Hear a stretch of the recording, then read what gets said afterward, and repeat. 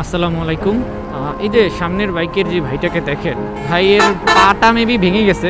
উনি হচ্ছে যে পুরো পায়েতেই মেবি কোনো প্লাস্টার সার্জারি করা আছে। এক হাতে দেখেন সে ওনার যেটা দিয়ে ভর দিয়ে হাঁটে, হ্যাঁ ওইটা, আর উনি বাইকের ভিতরে বসে আর পাটা কিভাবে রাখে দেখেন। একবার চিন্তা করেন ভাই, উনি যদি যাওয়ার সময় এখানে যদি আবার বাড়িটা খায়, হ্যাঁ বাড়িটা খেলে দেখেন কি অবস্থা হবে।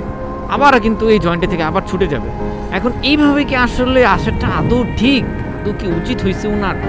উনি হচ্ছে যে এতটাই অসুস্থ, হ্যাঁ ওনাকে কিন্তু অবশ্যই কোনো একটা সিএনজি বা কোনো একটা প্রাইভেট কার বা অ্যাম্বুলেন্স এইগুলো দিয়ে কিন্তু একটু আসা যাওয়া করা উচিত।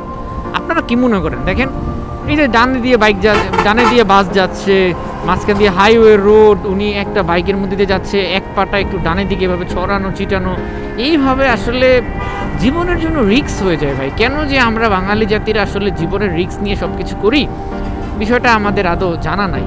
হ্যাঁ, সো এটা কি আসলে আদৌ ঠিক হয় নাই ভাই, আমার মতে ঠিক হয় নাই। এখন আপনারাই বলেন যে আসলে এইভাবে চলাচল করা কি আসলেও ঠিক? টাকা ভাই যাবে ভাই, টাকা গেলে টাকা পাবেন। আপনার যদি একবার যান চলে যায় বা আপনার জীবনের বিন্দনে যদি কোনো টানাটানি লেগে যায়, তখন কিন্তু আপনি সেটা আর পাবেন না। সো এই জন্যই বলবো যে ভাই একটু রাস্তাঘাটে চলাচল করে একটু দেখে শুনে চলাচল করেন। হ্যাঁ, আপনি যদি অসুস্থ থাকেন, আপনি সুস্থভাবে কীভাবে বাসায় পৌঁছাবেন ওইভাবে আপনাকে যাতায়াত করতে হবে। তো এখন আপনারাই বলেন যে আসলে আমি কি কথাটা ঠিক বলছি, বা ভাইয়ের কি আসলে এইভাবে যাতায়াত করাটা কি ঠিক হচ্ছে কিনা। যদিও মানুষের পার্সোনাল ব্যাপার, আমার বলার কোনো রাইট নাই, বাট আপনাদেরকে দেখি একটু সতর্ক করতে চাই, এটাই। এর বেশি ভাই আমার আর কিছু বলার নাই।